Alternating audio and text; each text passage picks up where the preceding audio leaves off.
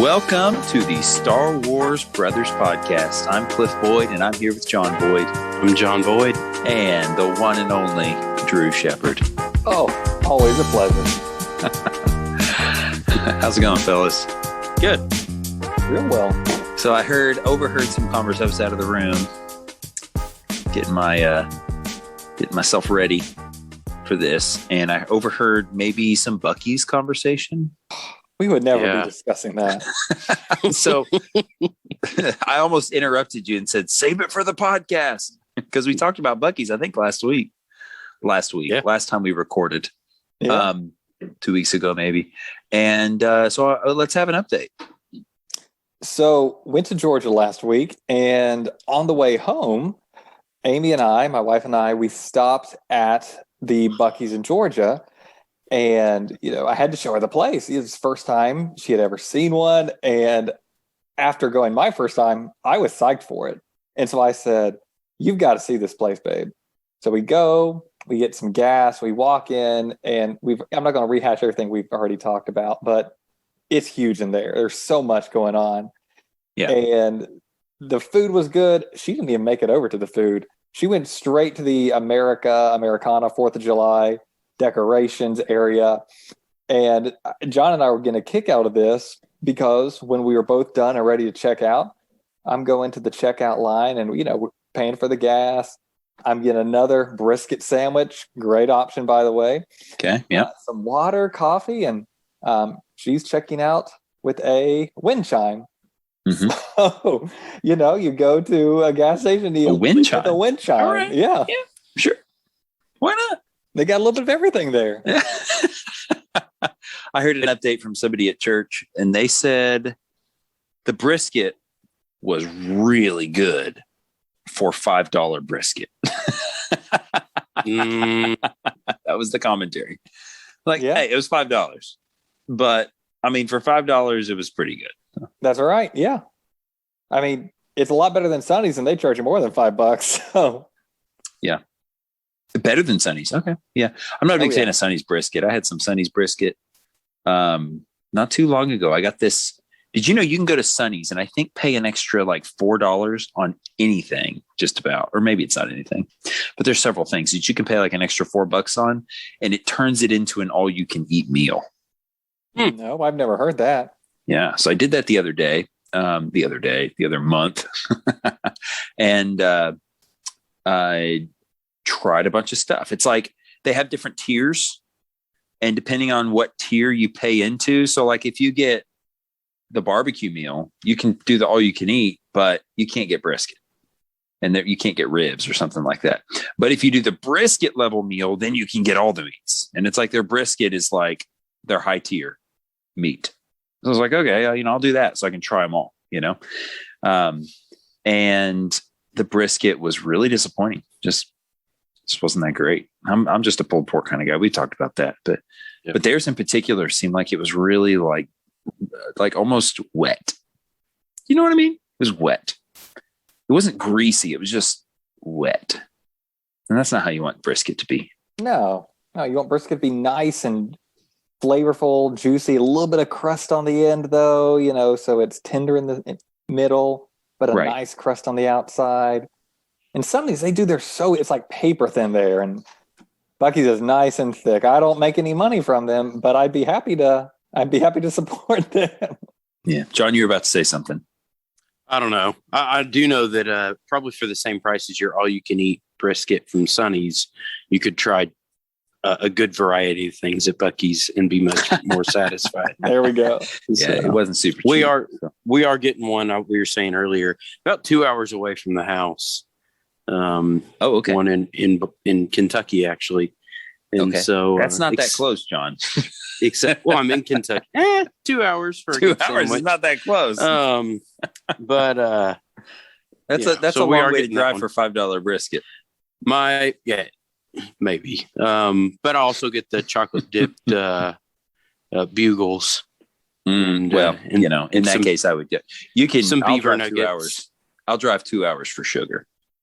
Well, they actually sell tubes of sugar as well. Oh, yeah. So, yeah. You can mix your own, actually. Yeah, but my only worry, I love Buc-ee's. My only worry is when I first found out about them, they're pretty much a Texas company. As they expand, will they be able to keep their high standards? Right. Yeah. Because you will not find a cleaner bathroom than a Buc-ee's bathroom. They clean them regularly throughout the day. And sure. I'm just afraid some of those standards will fall as they are unable to monitor their locations as well. Right. You know who I think is falling a little bit in that same way is Chick-fil-A. I agree. I think Chick-fil-A is not as good as they used to be. I still like it. Yeah. But Chick-fil-A used to be the best. And now it's good. And that's different than the best, I'll still take it over any chicken sandwich at any other restaurant. But and I keep trying. I'm like, people keep talking about Popeye's chicken sandwich is not good, guys. It's not good. I like it. It's okay. It's like I like it. Maybe it's a huge piece of chicken. Yeah, but it's just okay. It's just not great. It's just okay. The other day I got a Burger King chicken sandwich, the Big Chick King. Real bad. Real bad. Real bad. Because they have their long chicken patty sandwich. Yeah, that's right. Okay. The original chicken sandwich. What are you even talking about, people? They all have an original chicken sandwich, it seems like. The original chicken sandwich. What do you mean the original chicken sandwich? It makes no sense. Burger King's gross. Yeah. I disagree. I love Burger King. Burger King chicken, maybe not, but Burger King Chris sandwiches. You used to love those Chris sandwiches growing up, John, when you were a kid. I still love me a Chris sandwich. Sausage, egg, and cheese. Chris sandwiches are very tasty. They are. I feel terrible every time I eat one. And just for 2-3 hours after, I'm like, yeah. I remember we used to go to Burger King, and you used to get mad at me when we were kids because you could open up the burger and look at the surface of it, and there were all these little. Honestly, I don't know any other way to describe them except to say they were little boogers. It was like little boogers of meat, and so I would call them. I would call it a booger burger. And you really like Burger King, so you never really like. I still like, but. As far as fast food chains, hard to beat the value and the flavor of a good flame. The value, you got them on value. Flame it's like $1 for a bacon cheeseburger. Or a 10-piece chicken nugget. When your kids like chicken nuggets, it's like $1.50. 10 piece. Still, 10 for $1.50. I don't know. It depends on where you live. If you're in that uppity Florida area, it might be $1.50. Yeah. I'm pretty sure they're $1.50. Even so, 20 nuggets for $3. Oh yeah, that's a tummy ache. There may not be any. You've got your full value out of. Yeah, they're okay. They taste like frozen chicken nuggets. They're about what you get out of a store bought Tyson bag. Maybe a little better or a little worse, but Burger King not for me. But best value menu, absolutely best value menu. They still have a lot of stuff for $1. That should tell you something. That's true. Speaking of fast food, John, one of my favorite fast food memories in our lives is Taco Bell. Oh, yeah. Still love Taco Bell. You love Taco Bell? You do? I love Taco Bell. Yeah, I tried Taco Bell the other day. It was really bad. I decided I've outgrown Taco Bell. It's been a long time since I've been. Okay. Because we don't have one real close anymore. Yeah. So. I think I'm allergic to their bean burritos. But my favorite memory is not I was allergic to something. It's Drew, every time we would go to Taco Bell, every time. I don't know why we kept going. Must have been like a dozen times. No, not that. I wonder if but several. Like Mom and Dad wanted to see if it would keep happening. I don't know. Every single time we would go as a family to Burger King. The Taco Bell. About 5 minutes. Yeah, excuse me, the Taco Bell. About 5 minutes after we got our food, John would be outside vomiting in the bushes. Every time. Why do we keep going, John? I don't know. Why do they keep taking us there? I think because I liked the food. I don't know. And did they try to get you to eat different stuff, or was no? it just like I would try different things, trying to figure out what it was, and no matter what I would eat, I would throw up before we left the Taco Bell. Why? And I remember specifically. I mean, I was pretty young, but specifically remember going to a Taco Bell, and as I walked in, I saw over in the bushes where I'd thrown up. Who knows how long ago before, and you could tell it was like my spot. Like so gross. Man. I outgrew it though. I can eat Taco Bell now without throwing up. Oh, so okay, yeah. I used to love those bean burritos, and I would get them all the time. That was like my thing because it kind of felt healthy, and I would eat them. But it was really painful for me to eat them because I loved them. I love the taste of them, and I love the fact that like it was like this has got to be pretty healthy, right? It's just beans and tortilla. And as I ate them, I would get this like intense sensory reaction in the back of my throat, and it would like tickle. I could barely stand to swallow it, but I would just keep eating it. And one day I was like, you know what? I don't think I should do that anymore. I think that's a bad idea. This wasn't that long ago. It was like 10 years ago. You're like, fighting off a bad idea. Anaphylactic shock, but it's so good. And there's certain things that do that to me. And I try to just avoid the feeling now, but I think it might be a pepper. There might be a little pepper of some sort that does that to me. And I think it may be in their sauce that they put on their bean burritos. So maybe I can go try a bean burrito, no sauce sometime and see if it happens again. But we'll make a midnight run one of these days. That'd be fun. Yeah. Yeah. Is Taco Bell still open until midnight post COVID? Post COVID, I don't know. They were always a late one. Wendy's was always real late too. Yep. I don't know anymore. A lot of McDonald's 24 hours, but I think even those kind of quit. Yeah. So, John, when's Walmart going to be 24 hours again? Never. Oh, really? No. There's no plans on returning back to 24 hours. Interesting. Is it just a profitability thing? Like it just didn't help the bottom line enough? Yeah. And too much liability. It kind of forced people to get used to it. And so now it's like, well, there you go. Why go back? Yeah. Now I'll say if there's certain industrial areas that have shifts that get off at like 2 a.m., then they may still. Right. Yeah. But it'll be case by case, only if the circumstances demand. But it is not the standard anymore. You heard it here first, folks. That's right. Breaking news. Both of you heard it. So. Speaking of which, we do have an email. Yes. Why don't we dive right into the email? Let's do it. I'm going to do that later, but I'm pretty excited about this email. I'm afraid that we got it, and then the listener listened to the last 3 episodes and didn't hear his email read. And oh no! Maybe felt like, what the heck? Why aren't they reading my email? Oh and no! Won't listen to it and hear it. I did reply to him though, so hopefully, okay, good. I let him know I was behind on posting episodes. Hopefully, he'll hear this. But from Ethan, howdy, y'all! Just found the podcast and have been loving it. I just caught up on. I just got caught up on y'all's episodes. And by the way, Y'_ALL''S. Correct. All right. Just got caught up on y'all's episodes. And I love hearing people experience Clone Wars for the first time as someone who has grown up on it. Can't wait to hear y'all's, again, correct, thoughts on the rest of the episodes and on the Dark Disciple book, which is on the top of my book list. I also love Rebels, so I hope y'all get to watching that as well as The Bad Batch, which so far has been amazing.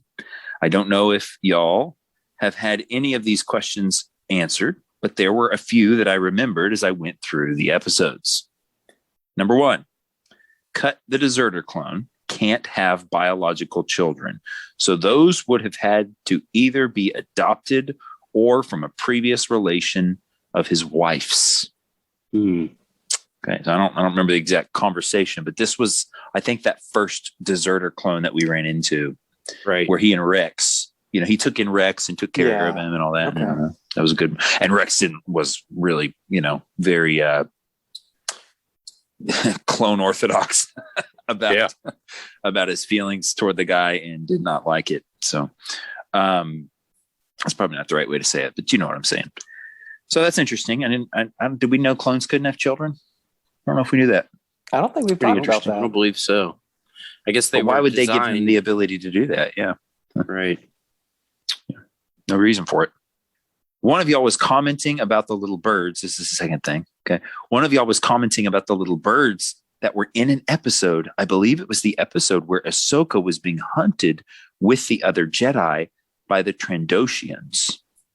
Okay. Those are the dinosaur guys, right? Mm-hmm. You remember that?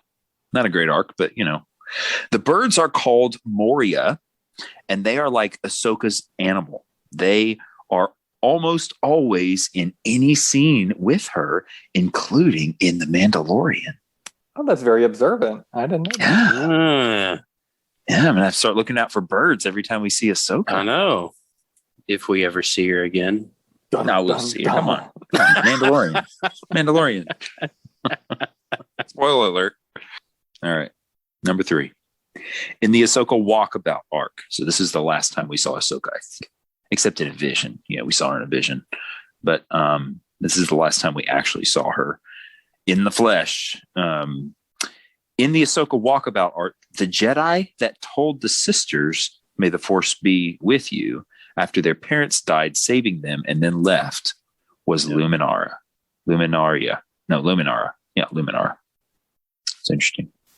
So cool. The most intriguing of those to me is the bird thing. I think that's pretty cool. Yeah. Somebody binged our whole series, guys. That's awesome. Ethan, I like you, man. It's pretty cool. Thanks for. Then he says, "Thanks for the awesome podcast, Ethan." So sorry it took us so long to give you a reply here, Ethan. But thanks for the email. And thanks, Ethan.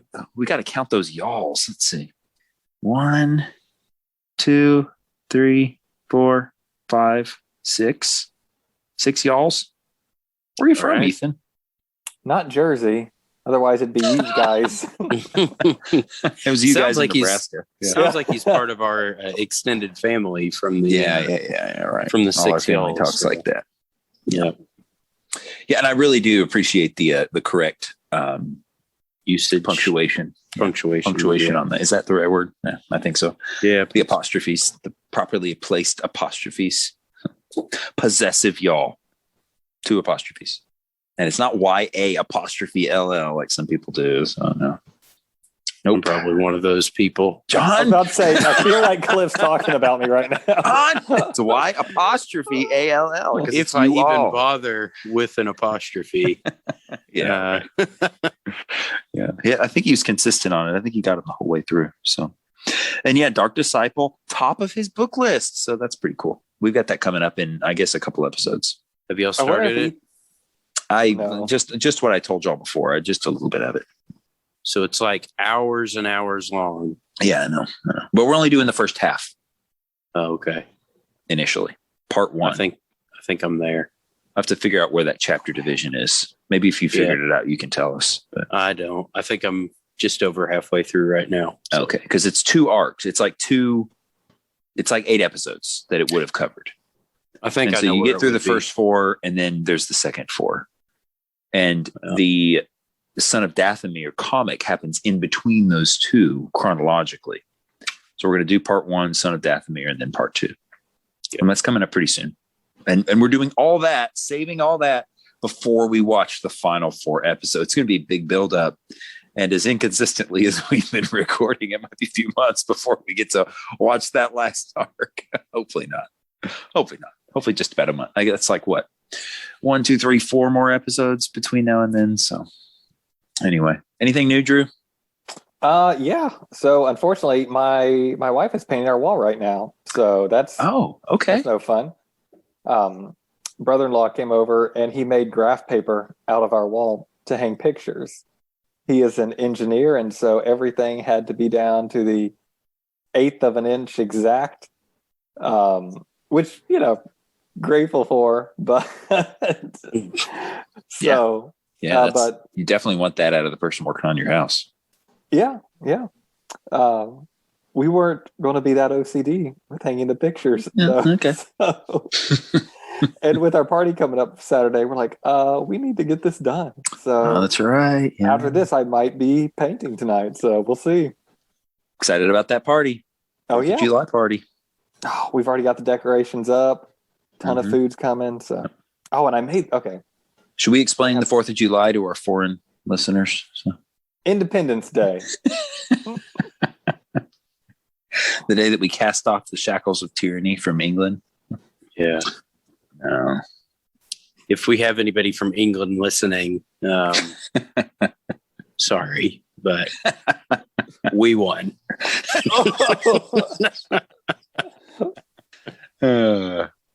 Mate. Is that even right? Did they say mate? I don't know. I don't know. I thought that was Australian, mate. I don't think they were pirates. It's Australian. You're right, Drew. Get that dingo off my porch, mate. Well, the Australians have never beaten us in a war either, so that's right. There you go. Yeah. Cliff, can you have pie at this point?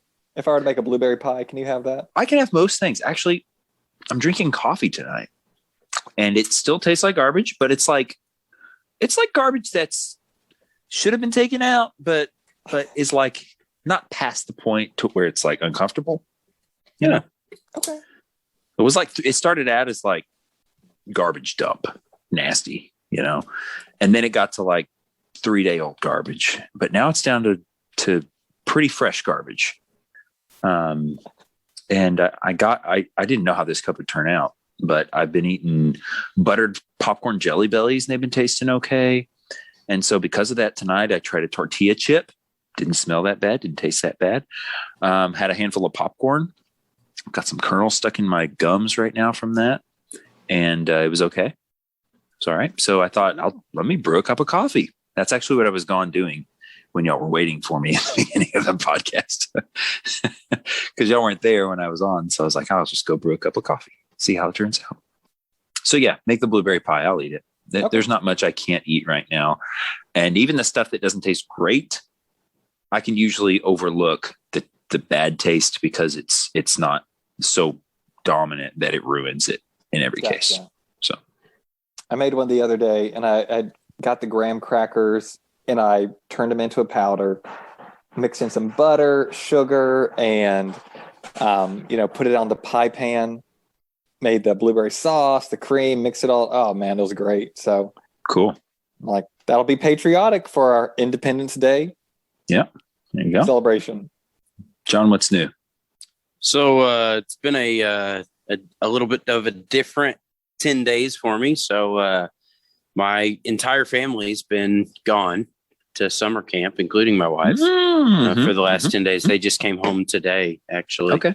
And so, yeah, it's been a little bit of a different life than I'm used to, not having 4 kids around and my wife. And so better got or some worse? stuff done. We're not going to there's pros and cons. Got a lot of work done on the house, on the chicken coop that I'm working on. Cool. Had a friend come by the house yesterday.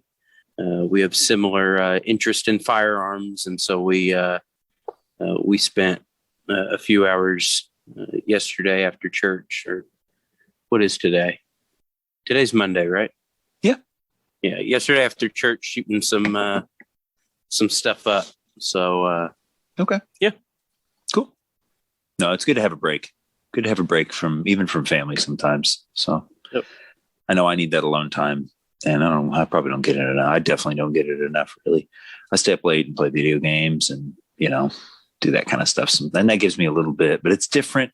That's different than having a stretch where it's just like tonight I can go to bed without having to put my kids to bed, and I can wake up in the morning and just do what I want to do on my own terms, on my own time. And that can be nice occasionally. I did get to play video games at night, so I don't get to play video games a whole lot. And so I did get to play some video games. What'd you play? What do you think I played, Cliff? Okay. All right, we all know. We all know. Don't even say it. I played some Elder Scrolls game. And then I played Elder some Scrolls Need for 5. Speed. Yep. Need for then Speed? I played Which one? From the Hot Pursuit Remastered, I think it's called. Oh, okay. All right. That came out pretty recently too, didn't it? On the Wii, yeah. It was I got it a couple weeks Pursuit ago. Remastered on the Wii? Yeah, not the Wii, the Switch. On the Switch. Oh yeah, on the Nintendo. Yeah, that was a pretty recent release. Yeah. So it's pretty fun. Just There's memories a cruising of US or cruising game coming out. Did you see that? Oh, really? Yeah. No. Looks pretty good. There's a arcade version because that's right when you double pump the pedal and do the wheelie. And stuff. So that was in the most recent Nintendo Direct. We used to, play Need for Speed. Was it 3? That's Exotica. There was Cruising USA, Cruising World, and Cruising Exotica. Not Cruising. I'm saying Need for Speed. Oh, Need for Speed. Yeah, we used to play Hot Pursuit on PC. Hot Pursuit. Need for Speed 3 Hot Pursuit. It was where they brought in the cop chases. Yes. So fun. I love that. Hours on that thing. Oh, man. The same thing over and over. You remember the secret car you could unlock and the secret track? It was like a dark city in the rain. It felt so, man. And then if you found used to be incredible. It's like certain corners you could hit that would just like launch your car into the sky. Right. Yeah. There were all these little bugs, and we scoured every inch of that game. Oh yeah. So good. So fun. I love it. You'd be on this pursuit with spike strips and roadblocks, and they catch you and they'd say, I'm going to pretend your accelerator was stuck and let you off with a warning. And then you get right back into the race. Right. I think you had 3, you could get caught twice, but that third time, that was it. It's a fun game. You could be the cops, drive around being the cops. Same with the one I was playing. So it's but they didn't remaster good that memories. one. They remastered the second one. Right. And I remember playing the second one when it maybe a year or two after it came out, and being really disappointed. Yeah. But I do like this. I mean, it's a fun. I'm a big racing game fan. So anyways, cool. Video games and guns. That's what I've been up to. Cool. Well, this morning we did something that was a lot of fun, Drew. So all of our friends at church, a lot of our friends at church, there's a big group of them that will wake up at 4 or 5 in the morning, and they go work out at the gym together.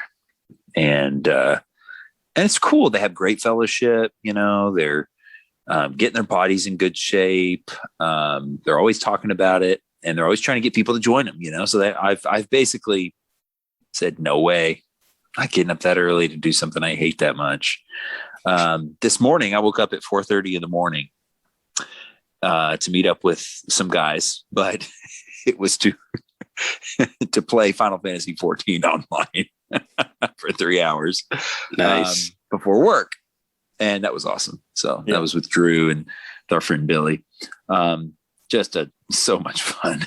It's actually, so far, it's been a really boring game, but playing with these two guys, just makes it a lot of fun. So, but I told some of the other people at church, and like, you said you'd never wake up in the morning. You have no excuse. Like I said, I'd never wake up in the morning to do something I hate.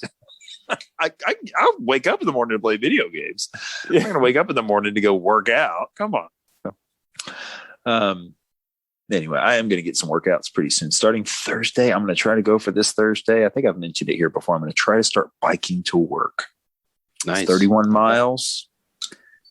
So I got an e-bike so I can go consistently at like 25 plus miles an hour. And that'll get me there in a reasonable time, but I'm still going to be getting, over 2.5 hours a day when I commute of actual cardiovascular activity of some sort. So I don't know how hard of a workout's going to be. My understanding is you can kind of set how difficult it is as you go. You can give it more or less assist power as you ride. Found a road that I think is pretty safe that I can use, and got a helmet that has a massive array of LEDs on the back that you can actually program to do all this crazy stuff. So I'm going to have it pop fireworks behind my head or something so that people can see me when they're coming up behind me without much trouble, where I will be very, very visible. But we'll see how it goes. I got the bike. I built it today. Reminded why I don't really like to bike, because I hate bicycles. I hate mechanics. I hate that aspect of it. That's why I always like running, because I can just throw on a pair of shoes or not and just get out the door and use my legs and my feet. And with bikes, I'm just like, man, I've got to plan for flat tires. I've got to take tools with me. I've got to be comfortable dealing with all the things that can come up. I've got, if something's rubbing, I got to go and problem solve and figure out what's rubbing and why is it doing that. Even right now, like my brake pads are not quite aligned to my brake disc rotor. I don't know what you call it. And I've got to go in and figure that out before Thursday. So the manual basically said it's going to take you 30 minutes to set up the bike, and 3.5 hours later, yeah, right. I finally finished. Sort of. I've still got several things I need to do. But I think once I get used to it, then I won't think about it too much, and I'll just be able to enjoy the physical activity of it. But my basic logic here is it's going to increase the total time that I commute. I go to work 4 days a week usually. And it's going to increase the total amount of time that I spend a week by about 4 to 4.5 hours. That's how much time is going to be added to my commute. But I'll be commuting for a total of around 10 hours. So for the cost of 4 hours of additional time, I'm getting a 10-hour workout in, which seems like a pretty good deal. Yeah. So I've been gaining some weight, not feeling great about where I'm at with that right now. But knowing this was coming up and knowing I'm about to, rather than really motivating myself into some workout routine or diet, it's like, I'm going to be commuting to work pretty soon. I'm not going to worry about it too much. And so we'll see how it goes. I think this is really going to help my lifestyle. But we'll find out. I haven't done it yet. So, I like dealing with bicycle type things and cars, but even I will take a new bike to a bike shop and have them tune it up for me and stuff. So maybe I should do that, because I want a good baseline and then I can troubleshoot from there. But I've never had an e-bike either, so it's always just been a road bike. But that's my first stop. So maybe I should have just brought the box to a bike shop and let them do it. It would have saved me a lot of time too, because it took me forever. I might still do that. I don't know. We'll see. I'll try to get it out. I'm going to try to get it out and ride it on a Wednesday, and just get comfortable with it. And then depending on how that goes, my intention is to have everything set up to where I can commute to work on Thursday and get changed there and all that. So anyway. We'll see what happens. All right, it's time for Or Wars.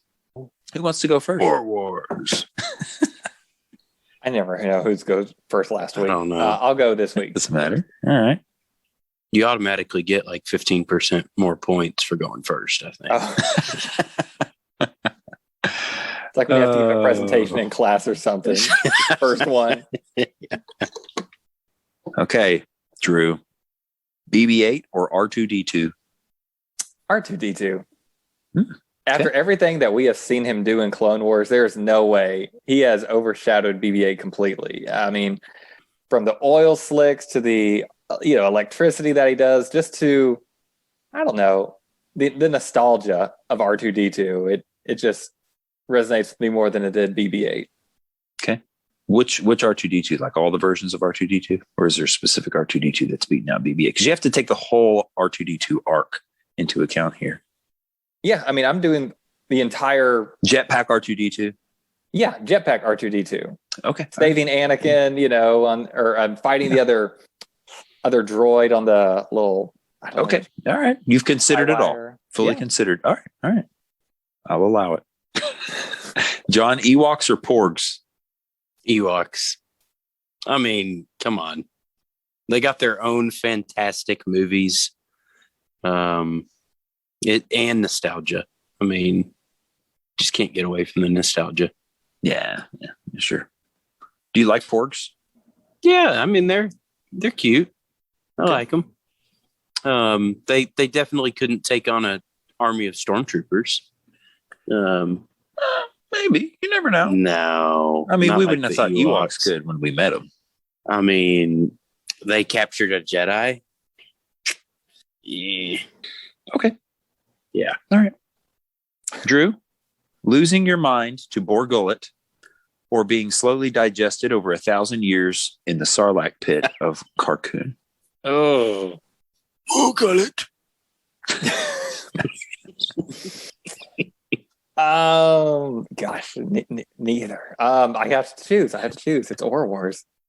I guess I will go option number. What, are we allowed to incorporate information that we know from Mandalorian in this? Yeah, of course. Okay. Well, there's no prohibition on the reasoning that you can use for your decision in Aura You Wars. may lose. This is a You war. may lose. You may lose like 5%. I'm just saying. But hey, I got 15 for going first. So I know. So you're still ahead. I'm still netting a 10%. Let's go with the Sarlacc pit because Wow. Boba Fett was able to escape it. And Yeah, so but you're not Boba Fett. Drew. I'm not. I am better. No, I'm just kidding. But I'm going to take my chances. I'm going to take my chances that there's a way to escape at least. Okay, so you're not dead though. That's the thing. I actually did a little research on this. When you are in a Sarlacc pit, the Sarlacc actually keeps you alive for 1,000 years as it digests you. Because it wants to eat like fresh. I guess, yeah. Like But it's like you want to live for 1,000 years, you can jump into a Sarlacc pit. He will keep you alive for 1,000 years. Pretty messed up. That's my understanding anyway. Who knows if that was accurate information? So original Sarlacc pit or the one with the mouth that like comes up out of the ground from? I don't know. I don't know. Okay. That's I guess that's up to Drew's interpretation. Okay. All right. I think you made the wrong choice there. John, you don't like my odds, Cliff? But he could ruin it here. He could ruin it here. John, talking lemurs or anthropomorphic sharks? Why do I have to choose?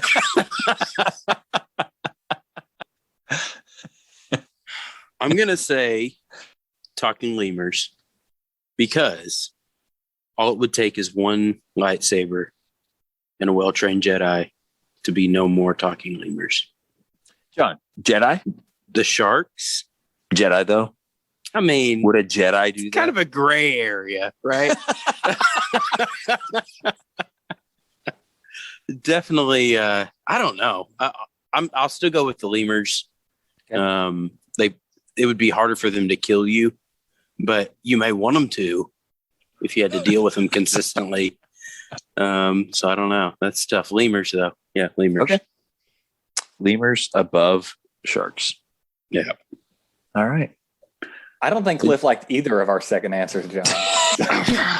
I didn't like either of the questions. Well,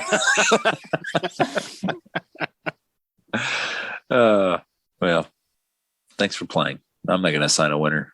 Okay, we all. I think everybody loses this week. We There was no winning in that game. And Drew, I'm sorry, I was too hard on you for your answer. It's okay. I mean, if you really want to be slowly digested in the Sarlacc pit over 1,000 years, I'm escaping, dude. I'm escaping. All right. Oof. Yeah. Wonder if the Sarlacc started the process on Boba Fett, or if he just got out before he ever got hooked up to whatever mechanism it is down there. He was probably like, oh, this armor can't get through it. Just spit him out. Yeah, maybe it's the armor. Maybe he tried and he about digested him, but he had so much rage and hate that he just couldn't die. I bet there is a canon answer here. I bet I bet this is spoken to somewhere, right? Don't we know? Haven't we known Boba Fett's alive for a long time? Or was that just revealed in Mandalorian in the new canon? Yeah. I feel like maybe Legends, that was something that was already the case. So yeah, but I don't think in canon until Mandalorian. Okay. I mean, we're pretty, limited in our Yeah. expanded universe exposure. But who knows? All right. Thanks for playing. Okay, so this arc that we watched was unlike any arc that we've seen before. Although not really. It was kind of a harkening back to the quality that we saw in some of the early Clone Wars episodes, right? These were the story reels from what was it called? The Crystal Crisis on Utapau. The Crystal Crisis on Utapau, I think that's right. And here's essentially what happened. Okay, now this is the plot. The visuals we saw were very, very basic, right? This was like this is pre any real animator getting in there and doing any sort of detail work. Basically like little stick figure puppets of everybody going around and doing things, sort of. So not really, but anyway, go watch it. Go look it up on YouTube. It's pretty cool. Here's what happened. So we open up with Anakin and Obi-Wan going to this planet to investigate a Jedi who was killed there on some sort of a rogue mission. And they don't know what she was doing there, and they don't know why she was killed. But, as they go around and investigate, eventually the lead, and they're starting to make some progress and get some leads, but then the leader pulls them into his office and basically is like, get off my planet. I don't want you here. Obviously they don't listen to him because it's Anakin and Obi-Wan, and neither one of them have it in their character to, follow any sort of rule, especially from somebody like him. And so their investigation continues and eventually leads them down into some caves beneath the planet's surface, where they run into some droids, and eventually they discover that there's some arms dealing going on the planet. So they pursue this arms dealer, and he's some sort of a local race to the planet, right? But they pursue this arms dealer, and fly into. Somehow they go from the caves into just this big open plain area, and I guess he gets away, or they're still following him, or I don't remember exactly. But at some point during all of that, before whatever that next stage is, I think they're just tracking. They're tracking that arms dealer and trying to figure out where he's going. But they camp out overnight at one point. During that camp out, there's really interesting conversation between Anakin and Obi-Wan, where Anakin reveals how he is really, really struggling with Ahsoka's decision to leave the Jedi Order. He's angry. He's upset with her. He's upset with himself. He feels like a failure. And Obi-Wan, basically it's like, hey, it's not your fault. It's her decision. It's not your decision. But Anakin says, no, think about if I left. Think about if I did what she's doing, how you would feel. And Obi-Wan's like, well, you've got a point, but you're not going to do that. So anyway, they go to sleep. Interesting conversation. Anakin is supposed to be staying awake and keeping watch, but he falls asleep. And 400 years ago in America, if you fell asleep while you were on watch, you died, because you got killed the next morning by the people you were supposed to be keeping watch for. It was a capital offense worthy of death for you to fall asleep on watch. Anakin just blows it off and acts like he planned it all along. Obviously, Obi-Wan knows he didn't, but they get captured, and they bluff to their captors that, obviously, again, remember, they've seen droids. There's some arms dealing going on. Anakin bluffs to the captors that they know about General Grievous. That's why they're there. And they have a better offer for those arms dealers than General Grievous is giving them. So they just kind of take a chance on it. Their leader mentions some sort of crystal, like, oh, so you know about the crystal or something like that. And he ends up reporting that interaction to Dooku. And Dooku tells them to kill those two Jedi, or face his wrath, basically. Anyway, they get taken into an airship as captors, and Anakin eventually has, I guess, had enough, gets a hold of a blaster. And have y'all seen the movie Equilibrium before? Okay. It's kind of like a karate style surrounding guns, handguns. It's like handgun, sort of Matrix-like, what's the most efficient way to kill everybody in a room with the guns and bullets that you have in your hand. And I forget, it may be Keanu Reeves who's in it. I'm not sure. I don't know if that doesn't sound right, but it's pretty cool. And that's kind of what Anakin does here is he just takes everybody out really quick using his force powers in combination with the blaster. And the whole room is basically cleared before he puts his gun down. So he also does a cool thing in that scene where he force pulls this lightsaber from somebody and kills them as the lightsabers are going away. And he gets Obi-Wan and his lightsabers back by basically chopping a guy in half as those things are force pulled back. Anakin's pretty intense this episode. The leader ends up getting away. The leader of that group ends up getting away, and they find on the ship this massive kyber crystal, unlike anything they've even heard of existing before. And they decide, okay, we need to get this. We need to make sure that the separatists don't end up with this, or they could do some terrible things with it. So they stick it on a hover cart, and they get attacked while they're trying to cart it away. While they are running, a cannon ends up hitting the crystal and just sending out beams of blaster energy everywhere, killing a bunch of people and causing a lot of mayhem and havoc. Finally, General Grievous gets involved. He takes pursuit. The main government of that planet is revealed to being allied with the separatists, which we pretty much already figured out, but it's becomes obvious. I guess we'd already seen that as viewers, but and the Jedi had pretty much figured it out, but it becomes very apparent to everyone at some point. And their intention is to turn over the crystal to the separatists in exchange for money, basically. So the Jedis fight. Obviously, they pursue the crystal.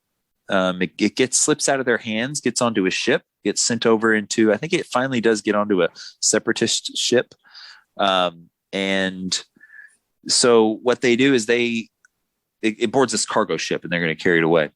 What they do is they jettison their escape pods. Anakin has this idea. He's like, we're going to get in these escape pods. We'll get on this ship. Here's what we're going to do. So they jettison the escape pods toward the ship, while at the same time he aims his ship and crashes into their hyperdrive, so that they can't escape to who knows where. So that their ship blows up the hyperdrive. They're in the ship via the escape pods. General Grievous shows up. He overpowers Obi-Wan, throws him in prison. Anakin breaks him out. Then they finally get the crystal. They get attacked, and they decide that they're going to they basically take a cannon and shoot the crystal with a really powerful tank blast inside this ship. And they leave, and the crystal starts firing shots everywhere. And they say the crystal's overheating. And so they get out of that cargo ship explodes. And that's pretty much the end of that crystal as far as we know. So then they're back talking to the Jedi Council, or maybe to Yoda. I don't remember who else here, but it's basically revealed that the crystal is a very old, ancient thing that was just from long, long ago. And I don't know, maybe they knew about it or knew things like that could exist. And Yoda basically says, well, we thwarted their plans here, but they're going to find another. He sees that it's inevitable they'll eventually get their hands on one. Now, obviously, this is the crystal. So that's it for the episode summary. This is the crystal that is eventually going to, like, the intention of this crystal, I think, is that it's going to go toward the powering of the Death Star laser, right? That's what I gathered. On the same page there? That's what I thought. Yep. Okay. So what you guys think about that? Was that a cool reference? Was that a cool call out? The Death Star laser? laser? The whole arc? Yeah, to explore this, the pursuit of this crystal. I think so. I wish they would have actually made it full animation. I really enjoyed this. Yeah, Okay. It was way better than some of them that they chose to make. Yeah. Even some of the more recent ones. Yeah, like very entertaining. Cool storyline, cool little things added in there. It was worth it. So tell me what y'all's impressions were of Anakin and kind of where he's at on his arc here. It's getting a little darker, and I liked it. I like seeing it. The anger at Ahsoka, the way he killed with the lightsabers, even though the animation was horrible. I mean, those lightsabers clicked on and like swirled around the guy and then flew back. And I'll tell you, the one I liked even more was when they were being held captive and the guy's like looking in the lightsaber because he's not very smart. Yeah. And Anakin's like with the Force, shoots him through the head. Like, it's pretty awesome. And it's funny because Obi-Wan calls him out on it. You remember? Yeah. Yeah. And Anakin's like, what? And they're all like looking at him. Yeah. No, I liked it though. I thought that, that style, did he really need to kill the guy right then? I don't know if that was truly his plan. Yeah. Is that really the Jedi way, to just kill just when you don't have to? No. But I liked it. I feel like even him picking up a blaster was a really big deal, because you have that whole conversation from, I think, episode 4, like the original Star Wars, where they're talking, it's Han Solo and Obi-Wan having a discussion about blasters and lightsabers. And it's Obi-Wan is like, no, dude, blasters are inelegant. That is not the Jedi way. With a lightsaber, you can be much more tactical, and he didn't say all this stuff, but that's sort of the implication. More that civilized age, right? Like blasters are uncivilized and very, very base, inhumane, inappropriate way to take care of a situation. And here you see Anakin just embracing it, and obviously, it's like, why wouldn't they do that all the time? Why don't Siths use more blasters? That's what we need. We need a Sith who's blaster based. Ooh. That'd be pretty cool, because the way that Anakin handles those blasters is really cool. And I obviously alluded to it in my summary. Reminded me of the movie Equilibrium, and I thought it was awesome. So yes, but a Sith with a blaster would still be at a disadvantage against a Jedi, I feel, because they can see those blaster bolts coming and deflect them. Ooh, how about a Sith? Okay, you remember that guy who wanted to impress Dooku, and he was intentionally killing clones, and he had like 4 arms. Yeah. So those guys are cool. Like one of the cook from the prequels, that race, the guy who has the diner. Yeah, I remember that guy. So he was awesome. Imagine him as a Sith, 2 lightsabers, 2 blasters.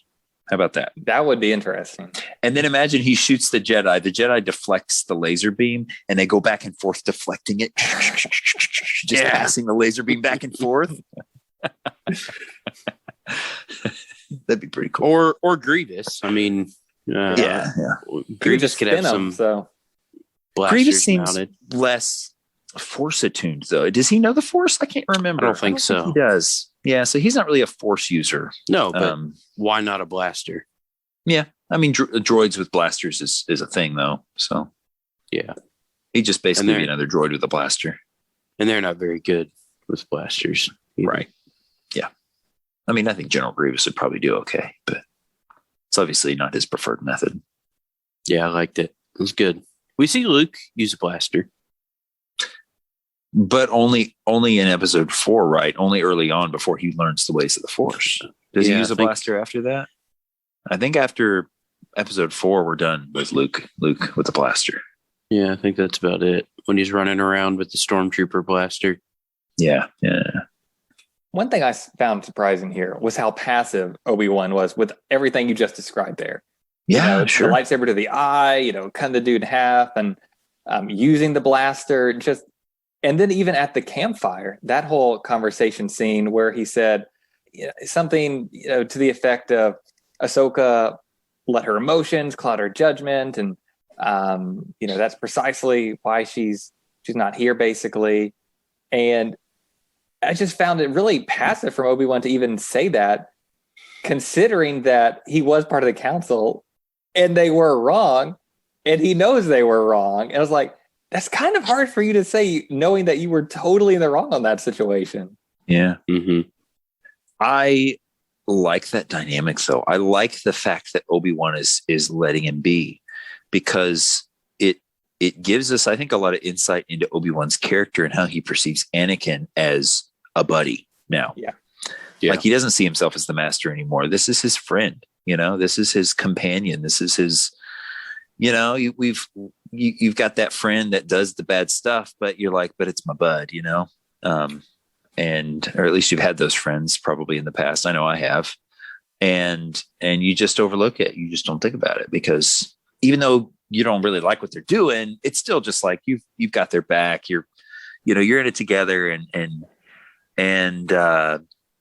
it also I think indicates that maybe he has a similar attitude toward it all. He's not as fully into it as Anakin is. He's not crossing all of those lines, but he is really more okay with it than he was even as letting on. Sometimes he gives lip service to not be, but it's like you say, Drew, he doesn't actually do anything about it. He doesn't distance himself from it. He and Anakin are he's focused on the mission. And if Anakin's going to be bad cop while they're accomplishing the mission, then he's going to go with it and let it be. Probably goes to his regret later on, right? That I think we'll see. Obviously we do see to some extent in the movies, but yeah, he doesn't really view himself as the master anymore, I don't think. No, I don't think so. I do really like the dialogue though that they had. Yeah. Where, that'll never happen because this is different. Right. He really believed that wasn't going to happen. Yeah. Yeah. Full trust in his friend is what that was. It was, I have no doubt about Anakin. I know Anakin's got my back. I know who Anakin is. Yeah, he's got some weird methods. He's got some things I don't agree with. He's doing some things that are really pushing some boundaries.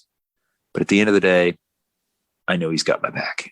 And it just ended up not being true. So, but the level of trust, again, that's that same thing. It's just that deep, deep trust he has in Anakin. I think you see it in this arc maybe more than anywhere we've seen it so far. To where I think maybe you measure that against what ends up happening in episode 3 and the level of disappointment and grief that he feels in light of the confidence here in Anakin strengthens those moments, I think will the next time I watch the movie, and does as I remember. That's no mound. It's a spaceship. Yeah. That's no moon. That. Yep. It was good. And then I liked the Anakin saying to Obi-Wan, when he did get his when he got his lightsaber back, he gave it to Obi-Wan. He said, "Try not to lose this again. This weapon is your life." Yeah. Turning that lesson back against him. Yeah. It was good. Cool. So real quick before we get too far, Luke does use a blaster. Oh, okay. Because I just looked real quick in Empire Strikes Back and Return of the Jedi. Really? Oh, okay. What are the contexts? Do you have it? So he's in his Hoth thing holding a blaster. Let's see. He uses a blaster in Hoth? Yeah. Trying to think of when. Then, so he also uses it in Jabba's palace. When he's initially there. Okay. Facing Jabba. And actually fires off a round, I believe. Okay. So, there we go. But not really conventionally trained as other Jedis were, right? Didn't have the whole council looking after him.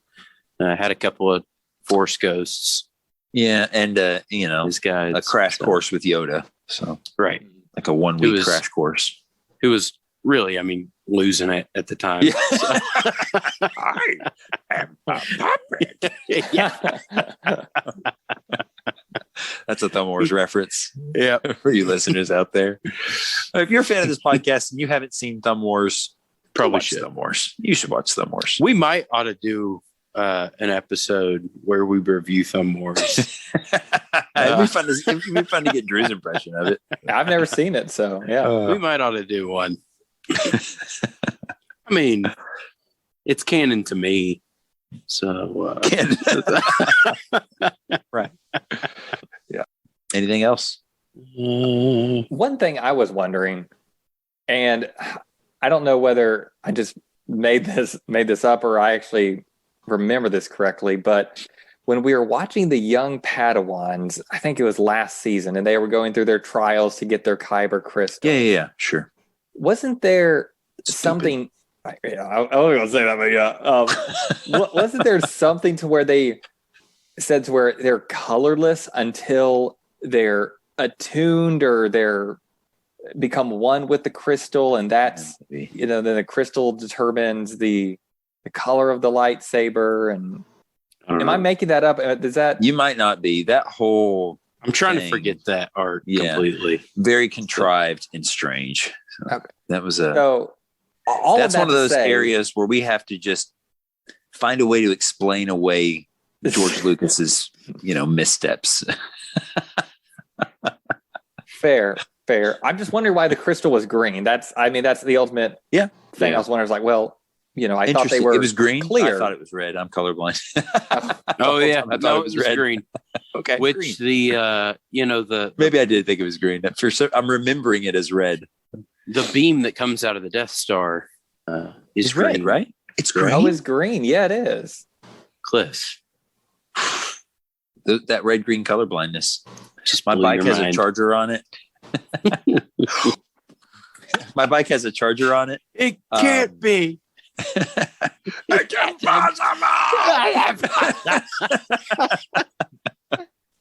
It has a charger on it that has a single light that turns from red to yellow to green, and when it's green, it's done. So I just don't ever know if it's done. Oh no! I'll tell you, Cliff, if I'm ever over there. Oh yeah, Cliff, fully charged. I'll just be plugging it in overnight, so it won't matter. But that's a red shell. That's a red shell, all right. Reference for our listeners who may not. I think we've talked about that, but I think so. John used to have to tell me when we played Mario Kart whether the shells were red or green because I couldn't tell. And usually, I don't think you ever really actually. You might have once or twice. When I got desperate, when I just had the one thing spinning. Yeah, right. Or above, wherever it was. Yeah, balloons. Yeah. Right. So I don't know about the color, Drew, but it's interesting. I liked Yoda's stuff at the end as well a lot, where it's like he's accepted that this is about to all go really bad. There's nothing we can do about it anymore. So my thing is, I don't know that they ever did get a giant kyber crystal. Right? No? You don't think so? I don't. My understanding in Rogue One, when they were harvesting all the kyber crystals out of that planet, is that they were doing that for the Death Star. Yeah. So, I think you're right. So I'm thinking, well, they didn't, but they found a way, right? Right. A lot of they figured out a way to use a bunch of little ones. Yeah, sure. Right. Okay. And that was cool how it made the connection. For Rogue One anyway, it sort of built onto that, because I guess until Rogue One, we never really knew they were looking for him. I don't think anything else had really told us that they were looking for kyber crystals. Sure. Until Rogue One. So it's neat to see how when a blaster shot would hit it, what would happen. Yeah. It was like an amplification chaos outpouring, that would happen. And so it's makes sense that kyber crystals would be used for a big Death Star weapon like that. Also makes sense that kyber crystals would be used for a lightsaber because you feed a little energy source into that kyber crystal, and then the output is going to be this beam of energy that they're able to, I guess, use whatever mechanical, technological, stuff that they use to redirect it out. But that was pretty fascinating to me. The interaction of energy weapons with kyber crystals directly and what that would result in. A lot to love about this art. Anything else y'all wanted to mention? I enjoyed the creatures too. Honestly, the new species, the ones that reminded me of the creatures from the movie Alien. At one point, they were even crawling up the wall to leave. I was like, that's pretty cool. I really wish we could have seen this in full animation. I think that would have been neat. So, maybe we will someday. We've seen everything else that was not fully released in some form. Well, I guess we haven't, because we got the novel and we got the comic. So, but this is just a very incomplete that apparently, I don't even know if it's really considered canon anymore. We're treating it as that, but if you can't even find it, like they took it down from the Star Wars website, we had to use some weird YouTube link that was within the past few weeks. So it hadn't been taken down already to see the whole arc. So I don't really actually know if this is canon or not, but so everything I looked at said it still was. Now, okay, yeah. Who the ultimate authority at Disney is on what's canon? They can obviously change it. So I don't know, right? But from what I could tell, it said yes, this is still canon. Okay, so yeah, it's an 8 out of 10 for me. Me too. Okay, Drew. Same here. Okay, it's good. All right, unanimous 8. If it was done just like this with better animation and stuff, I mean, it might have been even that much cooler to bring it higher. But definitely an 8. I loved it. The animation didn't really bother me. Yeah. Once I got over it at the beginning, it was jarring, but after a while, it was more about the story. And Obi-Wan's surprised look. Yeah, like, it was a little bit creepy. I mean, it was pretty good eyes too, though. Yeah, it was like, Anakin, like, or did you really just do that? Yeah. And how they would run sometimes just like frozen in position and just like right. Reminded me a little bit of like the stop motion Lego stuff that James would do growing up. Right. One of our cousins would do this really, really basic stop motion Lego animation stuff. And it reminded me a lot of that. Just super primitive, like something that some, amateur fan might put together, just sort of a little passion project. Yeah, it was neat. And also neat to kind of see behind the curtain and to think, wow, they go from this to what we have, In my mind, it's always just, they storyboard it, they get a general idea, and then they just do it, But it's not. There's more to it. There's more stages. They conceptualized everything in 3D. The camera angles, placement of everything. Yeah. The story beats, just all of it is pre-done and probably goes through some iterations before they put out that final product. And to kind of see behind the curtain of, okay, this was done, right? This was approved by George Lucas. This was ready to be animated. And then they just didn't finish it. Neat to see what the show is like in that state before it actually gets the really, hardcore animators and production people chipping away at it. So that's fun to see behind the curtain there. All right. Anything else, guys? Drew, why don't you tell us what we have for next week? So next week we have The Bad Batch, season 7, episodes 1 through 4. Cool. The Bad Batch, a distant echo on the wings of Kiridax and unfinished business. All right. And I believe, it's not really too bad of a spoiler, I don't think. I believe this is where we meet the characters that will then be in the spin-off series. That I assume we'll probably go right into Bad Batch after we're done here, right? After we're done with Clone Wars. Feels like a continuation of the Clone Wars. So might want to just see if there's, maybe any major Rebel spoilers or anything in the Clone Wars. But